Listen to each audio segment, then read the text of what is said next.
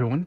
I know it's been a while since my last video, but I am back, and I've come with a new build order for you guys. This is a build that was popularized recently by a player called Phyrric Victory, and so in her honor, I've decided to call it the Phyrric Rush, which I think is also just a very suitable name because even if you do manage to win the defense, like to defend from it, this build will still cripple you really fucking hard. So yeah, let's get into it. This will be a game between myself and Killer Kiwi, who is one of the all-time best players of PA. He's a bit rusty now, but he is probably the best player macro-wise in the game, period. Like, very few people can out-macro him, especially in the early game. And he's also notorious for his exceptional use of turrets in the mid-game. Just very conservative, very defensive, reactive player. He will bleed you out of units, and he will push you, and he'll kill you. So every time I play him, I like to try and end the game as early as possible because that's where I am strongest. And I decided to try this build out, or at least a variation of it, and see how it works. So here's how that game went. I'll first show you the build in the main base. This is Kiwi, this is me. And then I will go into the game and explain how it all worked. So the build starts completely normal. You go bot, meta extractor, air, triple P-gen, another bot factory, and then instead of going double or triple P-gen, you only go for one bot. With your first bot factory, again, very regular, you go for 3 bot fabs, and that's really important. You cannot go 4. You need to go for 3 bot fabs max, and it's a regular build expansion where you get the base metal, expand, expand, expand. So, what is the thing that changes? Instead of going for like a second P-gen and like air or vehicle or whatever, after this, you go for 2 more bot factories. All of these bot factories should be producing only docks. Maybe you can throw in 1 stinger, but you should be producing only docks because you're going to be using this unit advantage you're going to have a little bit later in the game to do a push. And so, as you see, as soon as you finish the 4th bot factory in your main base, you should already have some docks gathered around your commander. You select all these factories and you right-click on the commander, so these units will automatically rally to it. And then you select the units that you have and you start pushing the commander. And the idea is, because this is such an early build, but also because it's very difficult to spot that something is wrong when you get a scout with your air, it is really, really sneaky and it hits really, really hard. If you do the timing correctly, this will hit with around 50 or so docks. Let's see. Yeah, 40 in this case. This will hit around 50 or so docks when your opponent has very little in their main base. And as you see, you hit and you win the game.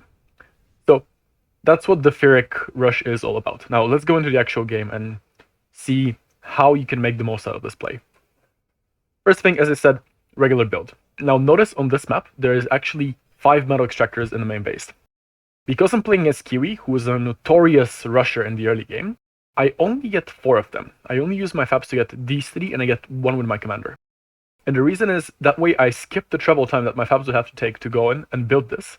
And instead, I can immediately go and get this expansion over here. In the meantime, if you look at what Kiwi is doing, he is a little bit late to the party. So because he got all the metal, he is arriving here as I'm starting my next metal extractor. So seeing this, I'm doing a bit of engagement. But here's an important thing, right? The early game is really about air and about vision. I spotted there's a lonely fighter. I have 2 fighters. That means I can one-shot it. So whenever you see such opportunities, always go for the kill. And what happened here was, I started out with 2 fighters and a scout. He started out with 2 fighters and a scout. But because he split them apart, I was able to trade out his fighter with 0 losses, only like hull damage. Right here. And then I was able to do the exact same against the other fighter. So I'm damaged, but I have all my fighters alive, and he no longer has any vision. Now, even though I'm lazy and I forget to, by idling my fabs, I should have already been over here making a turret, he is blind. He is blind and has no air, which means he needs to spend the metal, and then I get another air pickup. He needs to spend the metal on a turret. And because he's seeing my units here, that means he has reasons to worry. He needs to be very careful with how he sends his tabs around, or he might get sniped. From his perspective, he has no idea if my fabs are here, here, here, or here, right? He's blind. That means he needs to be really cautious, and he needs to do things like build turrets around, like be very, very patient and slow. That gives me all the time in the world to get to his side of the map and rush a turret here, thus securing this area. Now he can no longer send units here and just win it for free. In the meantime, he does something clever, which is he starts building a turret here. I see it, and he reclaims it and repositions it forward. So I'm expecting a turret here. I'm setting my units around, and instead I get intercepted. I think that was not his intention. I think his intention was just to get like a better position so he can build a forward pelter that denies this metal. But yeah, this is what he's really, really famous for. Just rushing a turret, building a pelter behind it, and being a colossal pain in the ass. But in the meantime, I've already expanded like my production to 4 factories, 4 bot factories. He has just finished his 3rd land factory, which is a vehicle one sending strikers here. And notice that he doesn't have any vision over me. He doesn't know that I'm expanding here. He doesn't know that my commander has left my base, meaning he's vulnerable. And right here, I scout his commander. I spot it and I see him moving out, which is literally the best case scenario. And this is really important because always when you're doing this build, you want to know what the opponent's base looks like and where their commander is, because that gives you the idea of what is the best angle to hit the base from. For example, if his commander was here, then the best angle for me would have been to go around this side and push from here. Or alternatively, when I get over here, instead of pushing into his main base, I push my commander into his expansion and then down into his position, thus resetting it. But because I see that the commander is moving down in this direction, that means that the best approach for me is to just dive straight in. Now, another really important thing here is just denying vision, which is why you see me use my air as a distraction a lot of the time, and just why you see me do things like sending dogs on the other side, just to draw his attention as far away as possible from the commander. And here he's pushing in this position, which I knew would happen. So my job is to just slow him down as much as possible and kill as many units with my air while he's clearing out the metal extractors. And here's why this is important. Because early on, I have radar vision here. I know that he's building a pelter. So for me, I have 2 choices. I can either really strongly reinforce this position and make it very difficult for him to push, or, because he has units available here, I can pull back and build a turret, which means it will be much harder for him to come in and push into my heartline, into my main base, because this area is zoned, and here's where my production is. And so the only thing you can do is you can push in here, which will only slow him down further. If instead of doing this, I had stayed here and built turrets, then all of my pushing would go through the area that his pelter hub covers, meaning factories here would have been useless, and at the same time he can send his army around, raid my main base, etc. So pulling back and setting up a fortified position was the better choice here in terms of strategic play with my fabbers. And here again, slowing him down, just making sure I clear as much of the air, making sure I distract him, so that he doesn't come and spot the commander coming in. And notice, he's doing the correct thing here, which is he lacks map control. He knows I've expanded here, and he knows I've had all the time in the world to expand in this direction. So the only way for him to stay in the game, when I have a map control advantage, and he spends so much metal on building defenses here, is to send his commander in the other direction, which then leaves his main base vulnerable. Now, if you've seen my previous video on how to do com rushes and the best com rush build in the game, you will already know what the correct procedure is. Meaning, you send your com in and what stuff you should target. There's 2 general approaches. How much resistance are you facing, and is there a commander here? If there's a lot of resistance, meaning pelters, turrets, etc., or if there's a commander directly facing you, usually the best thing to do is just go around.